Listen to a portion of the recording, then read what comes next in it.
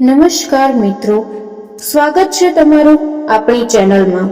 દોસ્તો, વર્ષ 2026ના રક્ષાબંધનના તહેવારને લઈને લોકોમાં ભારે કન્ફ્યુઝન ચાલી રહ્યું છે।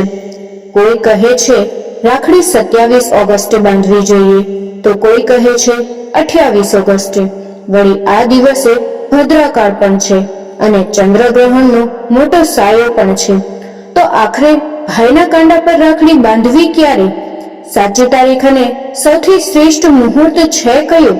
જો તમે પણ મૂંઝવણમાં છો તો આ વિડીયો ખાસ તમારા માટે છે।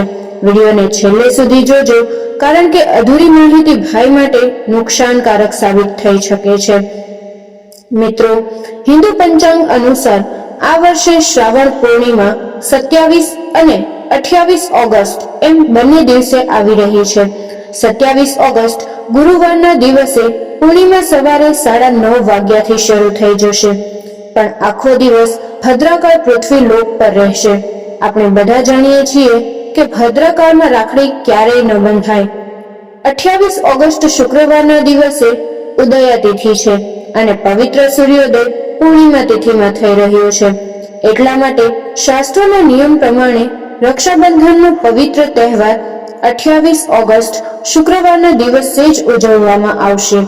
આ વર્ષે તહેવાર 2 દિવસ નહીં, માત્ર એક જ દિવસ મનાવવાનો છે।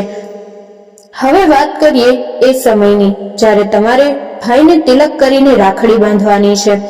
28 ઓગસ્ટ શુક્રવારે સવારે સૂર્યોદયની સાથે જ ભદ્રાકાળ પૂર્ણ થઈ જશે, એટલે કે સવારના મુહૂર્તમાં કોઈ જ નડતર નથી અને સૌથી શ્રેષ્ઠ મુહૂર્ત સવારે 5:57 થી અને સવારે 9:48 વાગ્યા સુધી છે।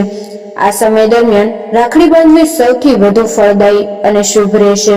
જો તમે કોઈ કારણસર સવારે રાખડી નથી બાંધી શકતા તો ચિંતા કરવાની કોઈ જરૂર નથી।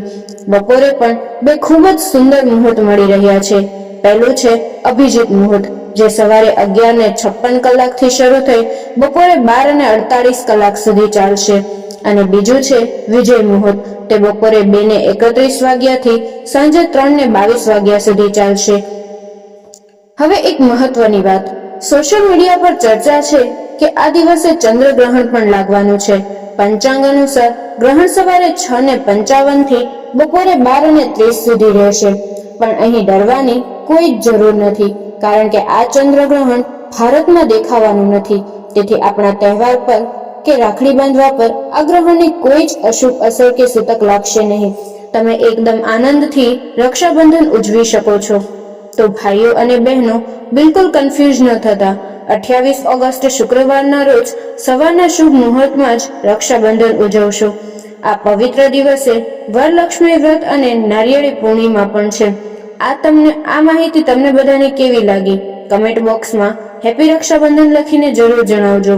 જો વિડીયો ગમ્યો હોય તો લાઈક કરો, તમારા ભાઈ બહેનો સાથે શેર કરો અને આવી જ સાચી માહિતી માટે આપણી ચેનલને હમણાં જ સબસ્ક્રાઇબ કરો। ધન્યવાદ। મળીએ આગલા વિડીયોમાં।